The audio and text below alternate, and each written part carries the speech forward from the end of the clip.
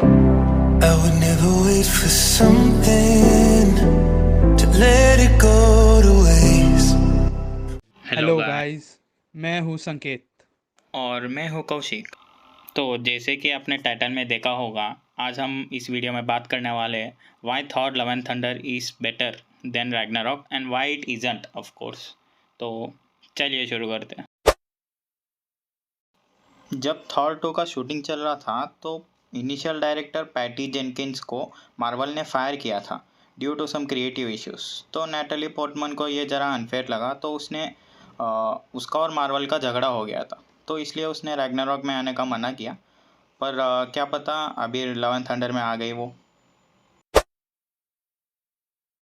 Thor Love and Thunder में जो भी कॉस्ट्यूम्स थे, लाइक क्रिस हेम्सवर्थ के या नैटली पोर्टमन के, वो बहुत ही कॉमिक एक्यूरेट थे कंपेयर टू थॉर रैग्नारॉक। वैसे गॉर का कॉस्ट्यूम एक्यूरेट नहीं था, वो अलग बात है। थॉर लव एंड थंडर का मेजर प्रो ये है कि जेन और थॉर का जो भी रिलेशनशिप है उसका एक अच्छा क्लोजर मिला। माने कि वो मर गई, पर अरे भाई भाई भाई शांत हो जा, मजाक कर रहा था। और लव एंड थंडर में एसगार्ड का फ्यूचर परफेक्टली सेट किया इन्होंने, जैसे कि हेमडाल के बच्चे को दिखाने का, और क्रिस हेम्सवर्थ ने अपने खुद के बेटी को एमसीयू में परफेक्टली लेके आने का। Nepotism. Thor Love and Thunder में मेरे को एक चीज़ बहुत ही पसंद आया, वो है इसका पोस्ट एडिट सीन्स। इसके पोस्ट एडिट सीन्स में हरक्यूलस को इंट्रोड्यूस किया गया है। Hercules is a God of strength, और ये जूस का बेटा है। तो देखेंगे what will they do with him. हाँ भाई, बस हो गया। तो जल्दी से देखते हैं कि 5 ways why Thor Love and Thunder is not better than Thor Ragnarok.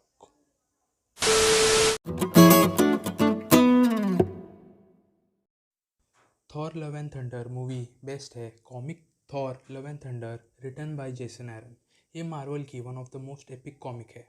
पर movie Thor Love and Thunder अपने कॉमिक आर्क से थोड़ी अलग थी।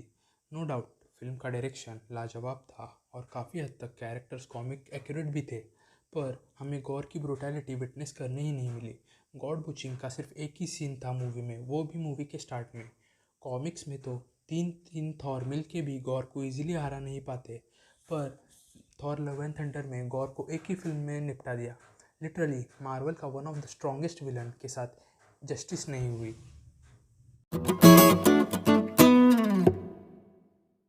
जब हम फैंस को पता चला कि लेडी सिफ भी थॉर लव एंड थंडर में अपीयर होंगी, तो हम फैंस लिटरली क्रेजी हो गए। लास्ट टाइम हमने लेडी सिफ को लोकी सीरीज़ में देखा था। जिन लोगों को भी थॉर 1 और थॉर 2 देखी है उन्हें पता ही होगा कि सिफ एक शानदार वॉरियर है, पर जब हम थॉर लव एंड थंडर में सिफ को देखते हैं तो उसका एक हाथ कटा हुआ होता है। ऐसे सीरियस मोमेंट पर हम तो टेंस ही होंगे, राइट? तो रुको जरा, सबर करो।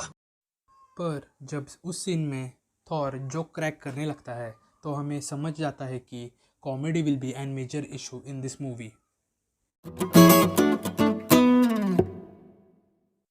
थॉर रैग्नारॉक को देखकर हम फैंस के लिटरली होश उड़ गए थे। फिल्म की सिनेमाटोग्राफी से लेके टाइका वाइटिटी के वे ऑफ डायरेक्शन हमें बहुत पसंद आया था। उससे भी ज़्यादा रैग्नारॉक का कॉमिक टाइमिंग तो ज़बरदस्त ही था।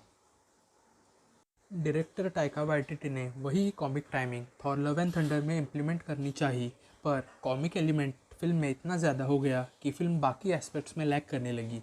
मेजॉरिटी ऑफ द फैंस की यही कंप्लेंट रही कि फिल्म में कॉमेडी भर भर के है, जैसे कि एक्शन सीन्स में कॉमेडी, इमोशनल सीन्स में कॉमेडी, भर भर के कॉमेडी।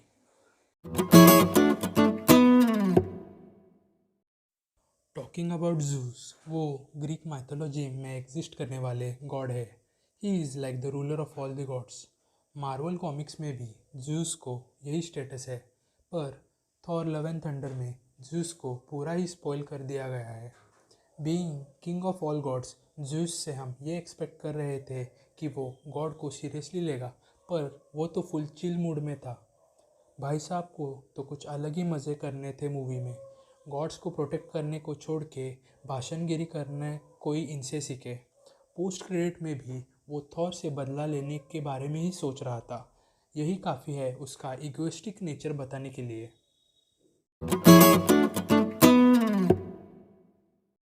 गॉर का रोल प्ले करने वाले एक्टर क्रिश्चियन बेल को शायद ही कोई नहीं जानता हो।